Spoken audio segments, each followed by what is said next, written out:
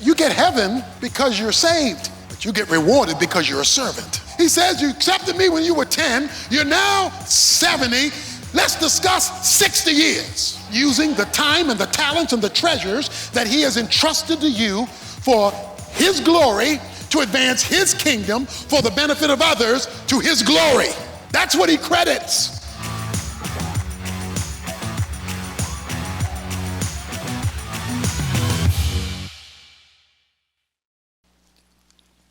Jesus Christ speaks to why having a future perspective, an eternal perspective, is absolutely critical for your earthly life now. And one of the ways he would teach us about this is through a story that the Bible, the New Testament, the Gospels call parables. So Jesus wanted to explain to his disciples, both then and now, both there and here, how they were to function during this interim period between the king leaving and the king returning. During this time of rejection, he wanted to teach them how to live now in light of his return. Since he has not yet returned, we are in this period of time between his first coming and his second coming. And so the story, the parable, applies to you and me. Jesus says that a nobleman was going away, referring to himself, and he called 10 of his servants. And he told his servants, I'm leaving, but I want to give each of you 10 minas. A mina is an amount of money. He says, I'm going to give you each 10 minas during my absence, and during the time I'm not here, your job is to do business till I return. That's your job in this gap between my first coming and second coming. In our case, between our salvation and our trip to heaven. I'm going to give you 10 minutes, and I want you to do business till I come. So during this time when you are waiting for me to return, I don't want you to be passive. I don't want you to be aimless. I want you to get some business done until I come. And so he calls the servants, and it says he gave each of them 10 minas. That's an amount of money. It's like me saying I gave every person here 10 $100 bills, so that every person in the audience, which by the way is not going to happen, but I gave every person in the audience $1,000, so that everybody walked out with $1,000. You had 10 minas or 10 $100 bills. Everybody in this story has the same thing. All 10 get the 1,000, get the 10 $100 bills. They all get 10. Now this is a little different than the same concept that's told by Jesus in Matthew chapter 25. You don't have to turn there now, but in Matthew 25, verses 14 and following, Jesus tells a similar story, but with a different twist. Because in Matthew 25, when he tells the story, everybody got something different. They didn't get the same amount as in this story. So let me explain. He leaves each of them 10 minas, and he uses the money to talk about something bigger than money. He uses minas, but he's talking about something bigger. He's talking about life. All of us have 3 of the same things. Everybody here has 3 of the very same things. What we don't have is what he talks about in Matthew 25, the same amount of the same things. We all have the same things, but we don't have it to the same degree. The first thing that all of us have is time. Now, we don't have the same amount of time. We're not all going to live to the same age, but we all have time because we're alive. With time from a kingdom point of view, because the nobleman went away to get a kingdom, the time in the kingdom perspective is a boundary in which opportunities exist. So within this thing called tick-tock, tick-tock, time is opportunity, because you use your time to do things, to accomplish things. The second thing all of us have are talents. We have varying abilities. We don't have the same talents, but we've all been given capacity to do things for the king and for his kingdom, since the parable is about the king going to get a kingdom. We don't all have the same abilities. We don't all do the same thing, but we all have some capacity to serve the king and the kingdom. The third thing that all of us have are varying degrees of treasures, resources. Everybody doesn't make the same thing. Everybody doesn't have the same amount, but we all have some level of resource. So when he speaks about giving them all the same thing, he's talking about the life he is entrusting to them, used by the illustration, that they are to do business with till he comes. To have the same thing does not equal it having the same value. You can have the same thing without it being the same value, and what changes value of the same thing is its usefulness. So you all have time. We all have talents. We all have varying amounts of treasures. But we're not all equally valuable to the kingdom when it comes to doing business till he comes. We're valuable as people, but he's not talking about our value as people. All 10 were servants. All 10 belonged to the nobleman. All 10 belonged to the master. And he says, do business till I come. Now you have to stick with me here. We're going somewhere. I'm going to entrust you with life. Physical life, but then if you're saved, spiritual life. And during this time, between your conversion and your trip to heaven, you are to be a businessman or woman. And he says, do business till I come. He's talking about kingdom business, because the master went to get a kingdom. So the king entrusts time, talents, and treasures, life, represented by the minas, in order for you to do business till I come. Now, please don't miss this. You are supposed to do the business. See, a lot of us are asking God to do business that he's waiting on us to get done. Any time in history that he wants to use means he must borrow that time from you. Any talent in history that God wants to use means he must borrow that talent from you. Any treasure that he wants to use in history, he must borrow that treasure from you. That's why all through the Bible, he must find a person, pick a person, and use a person, because he's entrusted with a person the minas, the time, the talents, and the treasures for what he wants to get done in his absence until he comes back, and he is banking on you because of what he left behind to you. Time, talents, and treasures. Not the same amount, but the same categories in varying degrees. He says you are to do business until the nobleman, in the story, the king, returns. Ephesians 2:8 and 9 puts it this way, 8 through 10 puts it this way. Verse 8 and 9 says, by grace are you saved through faith, that not of yourselves. It is the gift of God, not by works, so that any man should boast. That's 8 and 9.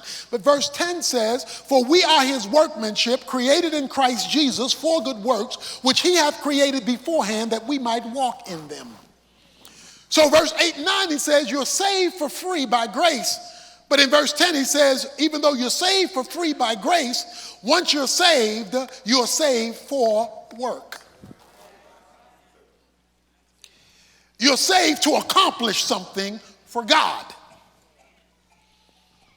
He calls it good works. Good works are things you do for God's glory to advance God's kingdom that benefits others in God's name. Things done for God's glory to advance God's kingdom that benefits others in God's name. Matthew 5:16. Let men see your good works and glorify your Father who is in heaven. So God did not save you and leave you here with a certain amount of time, talents, and treasures to forget him. In fact, he left you here, and the reason he didn't take you to heaven the moment you were saved is because there was a work he expected you to do, and he calls that work business. You and I are stewards of what we have been left with while we live here since salvation. And the job of a steward is to protect and expand the assets of another. The job of a steward is to protect and expand the assets of another. And so God is expecting that your life, time, talents, and treasures will protect and expand his kingdom purposes. That's what he's expecting. And so he's left some stuff behind, time, talents, and treasures, with which you are to pull that off. You are to accomplish that with those three areas, those minutes of your life. So what happens? He's been rejected in verse 14, and therefore he's absent right now. But verse 15 says, when he returned, oh, he did come back in the story. He hasn't come back yet in our history, but he come back in the story after receiving the kingdom. The kingdom up there is turned over to Christ by the Father for him to institute down here. We call it the millennial reign of Jesus Christ. He ordered, strong word, he made them. He ordered that these slaves to whom he had given the money be called to him so that he might know what business they had done. This is called accountability. The nobleman, Jesus, returns, and all of those who are his followers are called to him. And his question is, what did you do with the time, the talents, and the treasures that I left you with during my absence, that I told you to do business for me while I'm gone? The question on that day is not what did you do for you. The question on that day is what did you do, as you'll see in a moment, with what was mine on loan to you. God's time, talents, and treasures had a purpose. Do business till I come. And any businessman knows there's only one reason you do business. You do business to serve others because you're either providing a product or a service. So you're doing business to serve others in order to gain a return. Do you expect a return when you do business? Because businesses that don't get a return don't get to stay in business. So you expect a profit. You expect benefit to come to you if in fact you are doing business. while the king is gone, he has left everyone in this room who has accepted Jesus Christ a remaining amount of time, spiritually endowed talent, and a certain amount of resources, but all the same category. And he says, do business.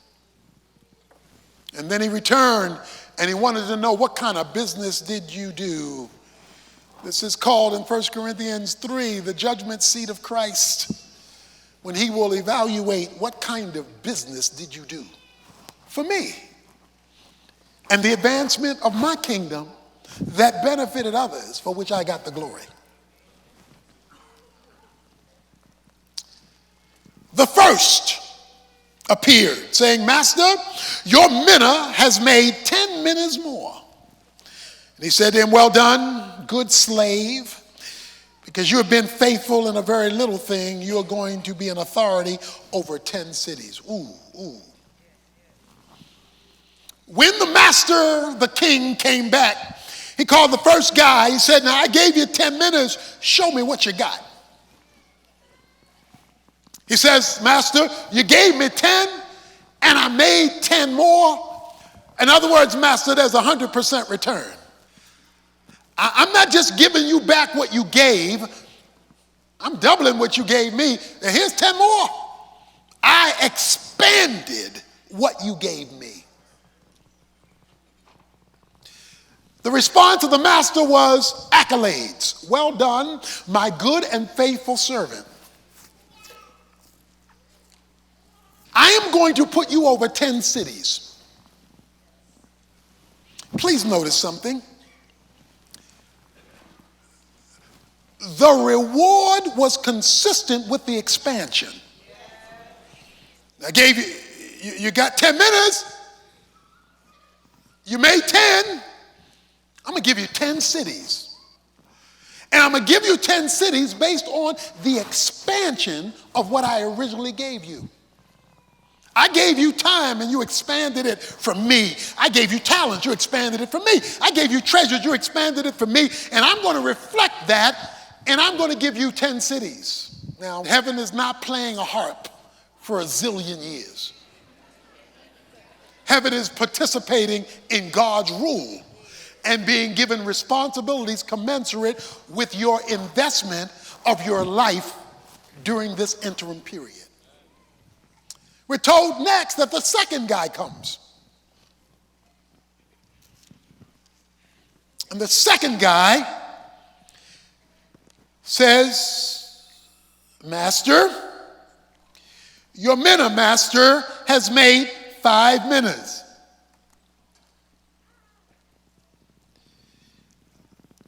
I have 50% increase. You got 5. I didn't get 10 like the first guy. I got 5. The master says, you are over 5 cities. Notice what he didn't say. Well done. He only said well done to the first guy because the first guy maximized the opportunities. Second guy was half-stepping. He doesn't get a well done. In other words, he could have done more, but he didn't. He was 50% there. And so he did not get accolades. It's like a person at work who goes over and above and the person at work who just does the basics. But he does get recognition in terms of a reward. He gets 5 cities, note, that is commensurate with his action. Now, please note thus far, stay with me here, that there is accountability to what was left them. In other words, and the reason why there was accountability is it wasn't their minas. They're servants and slaves. They belong to the master. See, the moment you lose sight that your time belongs to the master, The moment you lose sight that your talents belong to the master, the moment that you lose sight that your treasures belong to the master, you're not going to have anything to show because you're going to use it all for you. Because you become the master.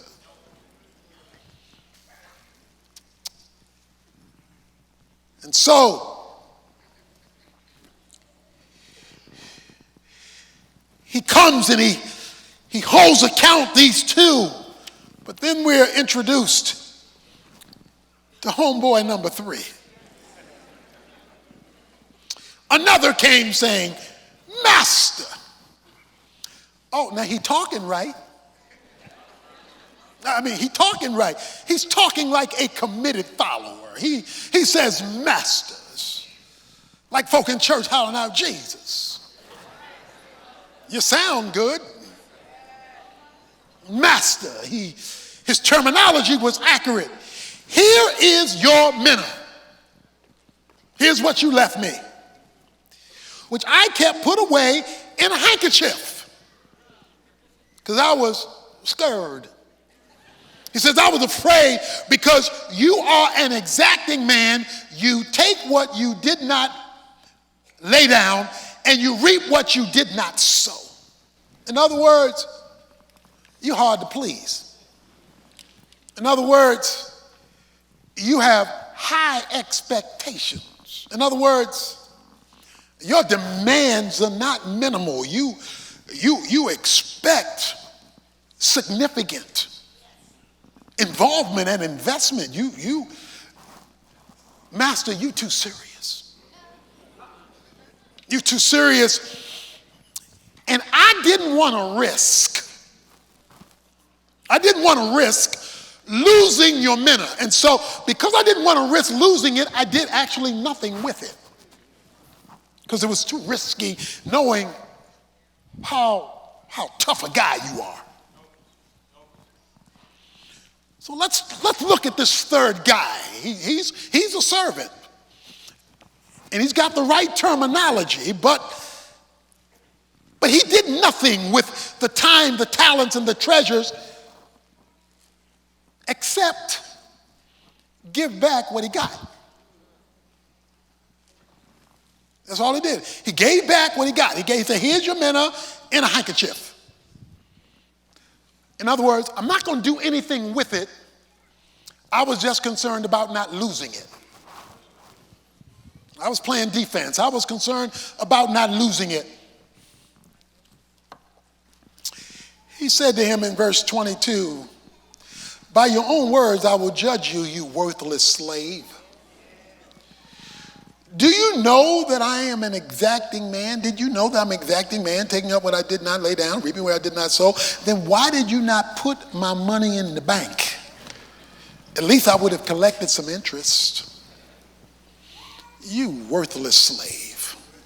And so God, I got a minute. There's not much to show, but at least I got a little something. I went to church. He says, you worthless Christian. So what are we going to do with him, Lord? He says in verse 24, tell the bystanders to take the minas away from him and give it to the one who has the 10 minas. What's the principle? What's the principle? He gives the principle in verse. The people say, but master, the guy already has 10. He says, well, let me tell you the principle. I tell you that to everyone who has, more will be given, but from the one who does not have, even what he has will be taken away. You don't get credit just for being a servant. You're saved by grace. You don't get credit for that. That's all of God. So you don't get credit for being a Christian. You get credit for serving the master and using the time and the talents and the treasures that he has entrusted to you for his glory, to advance his kingdom, for the benefit of others, to his glory. That's what he credits. You don't get credit for going to church. You don't get credit for saying I accepted Jesus when I was 10 years old. He says you accepted me when you were 10. You're now 70. Let's discuss 60 years. of time that I gave you, of talents that I gave you, of treasures that I gave you over that 60-year period of time. Let's talk about that. Some days they'll be minuscule, other days they'll be huge, but it's being available. Lord, if you want to borrow some of your time, you loan me. If you want to borrow some of your talents, you loan me. If you want to borrow some of your treasure, you loaned me. Then I am available today, not just to ask you to bless me. I'm available today for you to work through me to be a blessing to others and to build my account for glory. Bring me the rope. This red part of the rope represents your life and time. The rest of this rope is eternity. And you can't see where it ends. This red part of your rope is 50, 60, 70, 80, maybe 90 years. God has said, from the point you were converted, I will measure how much you use this for that. Most of us use this for this. We go to high school, to go to college, to get a master's, maybe get a doctorate, and then look, if you spend all that education, you only got that much left to use it for. That's all you got. You spend 30, 40 years to building your career for the next few years for it to end. Because you're on death row. You just need to know that. We're all on death row. God says, I'm going to measure this by how it impacted this, and this never ends. So if you live for this, this is all you get. If you put all your marbles in the time basket and you stand before God with that one minna that you did not invest, you're losing. The reward for the inconvenience is so much greater. What God says, if I can get you to see the eternal perspective, the reward for the inconvenience is going to be so much greater if you live this life with that life in mind.